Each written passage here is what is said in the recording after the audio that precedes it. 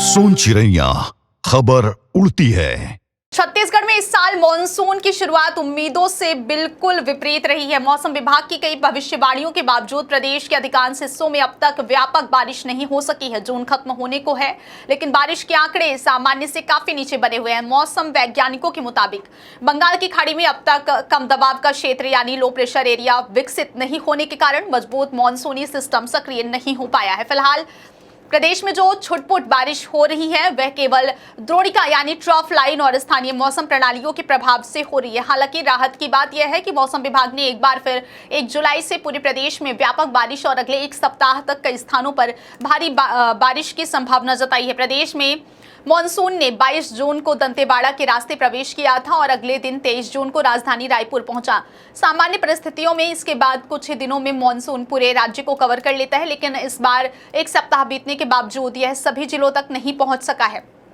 मौसम विभाग का अनुमान है कि अगले 3 दिनों में मॉनसून प्रदेश के शेष हिस्सों में भी सक्रिय हो जाएगा और बारिश की गतिविधियां तेज होंगी। बारिश की कमी के आंकड़े चिंता बढ़ाने वाले हैं। जून महीने में अब तक प्रदेश में केवल 60.5 मिलीमीटर वर्षा दर्ज की गई है, जबकि इस अवधि तक औसतन 182.2 मिलीमीटर बारिश हो जानी चाहिए थी, यानी प्रदेश में सामान्य से लगभग 67% कम वर्षा हुई है। हालात ऐसे हैं कि सभी जिलों में 33 जिलों में बारिश सामान्य से कम या बेहद कम दर्ज की गई है। सबसे खराब स्थिति बिलासपुर की है, जहां केवल 18.1 मिलीमीटर बारिश हुई, जो सामान्य से 88% कम है। इसके बाद राजनांदगांव, मनेन्द्रगढ़, कोरिया, कोरबा और रायपुर जैसे जिले भी गंभीर वर्षा संकट का सामना कर रहे हैं। कम बारिश का सबसे बड़ा असर खेती पर दिखाई देने लगा है। आषाढ़ का महीना शुरू होने के बावजूद खेतों में पर्याप्त नमी नहीं होने से किसान बुआई नहीं कर पा रहे। राज्य सरकार ने इस वर्ष खरीफ फसलों की बुआई का लक्ष्य 48.69 लाख हेक्टेयर रखा है, लेकिन अब तक केवल 3 से 4% क्षेत्र में ही बोनी हो सकी है। यदि जल्द अच्छी बारिश नहीं हुई तो खरीफ उत्पादन पर बड़ा असर पड़ सकता है।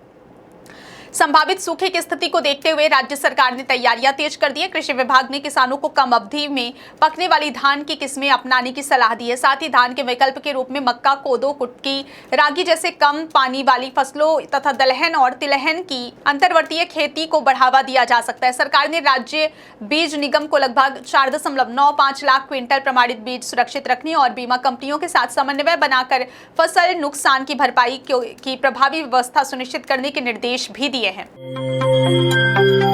सोन चिड़ैया खबर उड़ती है।